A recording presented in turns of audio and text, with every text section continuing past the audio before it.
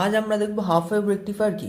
Half wave rectifier rectifier হলো এমন একটি সার্কিট যেখানে আমরা ইনপুট এসি সিগন্যাল দিলে আউটপুট আমরা ডিসি সিগন্যাল পাবো। তো এখানে হাফ ওয়েভ কথার অর্থ হচ্ছে এখানে যখন আমাদের এসি সিগন্যালটি থাকে এটা হচ্ছে পজিটিভ হাফ সাইকেল এবং নেগেটিভ হাফ সাইকেল। এই যে এসি হাফ সাইকেল হাফ ওয়েভের ক্ষেত্রে এই যেখানে পজিটিভ হাফ সাইকেল সেটি হচ্ছে এখানে রেকটিফাই করে, নেগেটিভ হাফ সাইকেলটাকে এখানে হাফ ওয়েভ রেকটিফায়ার রেকটিফিকেশন করে না। এখানে শুধুমাত্র আমরা পজিটিভটা পাবো, নেগেটিভটা কোনো রেকটিফিকেশন হয় না। এবার আমরা দেখে নেবো হাফ ওয়েভ রেকটিফায়ারের আমাদের এখানে ওয়ার্কিং প্রিন্সিপালটা কী করে কাজ করছে।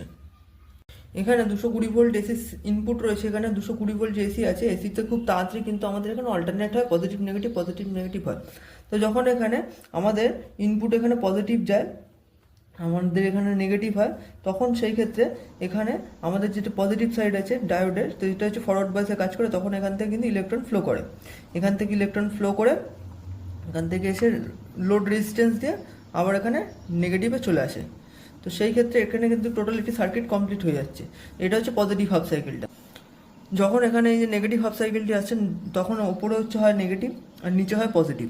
তো ওপরে হয় নেগেটিভ, নিচে হয় পজিটিভ থাকার জন্য এখান থেকে যখন পজিটিভটি থাকে, পজিটিভ থেকে নেগেটিভের দিকে ইলেকট্রন ফ্লো করে।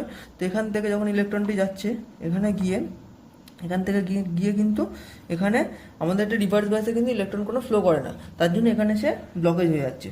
ব্লক হয়ে যাওয়ার জন্য এখানে সার্কিট কমপ্লিট হচ্ছে না। তো সেই ক্ষেত্রে এখানে কিন্তু নেগেটিভ হাফ সাইকেলটা এখানে এরকম ব্ল্যাঙ্ক হয়ে যায়।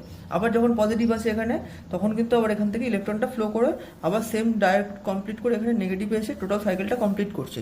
তার জন্য কিন্তু আবার এখানে পজিটিভ হাফ সাইকেল আসে। আবার যখন নেগেটিভ আসে তখন হচ্ছে ওপরে নেগেটিভ নিচে পজিটিভ থাকার জন্য পজিটিভ থেকে কিন্তু এখানে রিভার্স বাসে যেহেতু ইলেকট্রন ফ্লো করছে না, তখন কিন্তু কোনো আমাদের আউট ফর্ম এখানে আসছে না তার জন্য।